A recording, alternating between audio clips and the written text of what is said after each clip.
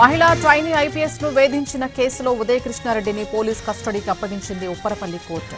2 రోజుల పోలీస్ కస్టడీకి అనుమతిచ్చింది. రేపు ఉదయ కృష్ణారెడ్డిని కస్టడీలోకి తీసుకోనున్నారు అత్తాపూర్ పోలీసులు. అయితే ఇప్పటివరకు ఉదయ కృష్ణారెడ్డి మొబైల్ దొరకలేదు. ఫోన్ దొరికితే మరిన్ని విషయాలు వెలుగులోకి వచ్చే ఛాన్స్ ఉందంటున్నారు పోలీసులు.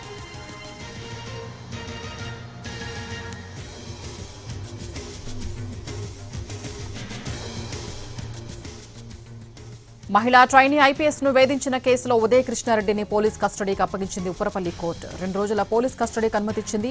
రేపు ఉదయ కృష్ణారెడ్డిని కస్టడీలోకి తీసుకోనున్నారు అత్తాపూర్ పోలీసులు. అయితే ఇప్పటివరకు ఉదయ కృష్ణారెడ్డి మొబైల్ దొరకలేదు. ఫోన్ దొరికితే మరిన్ని విషయాలు వెలుగులోకి వచ్చే ఛాన్స్ ఉందంటున్నారు పోలీసులు.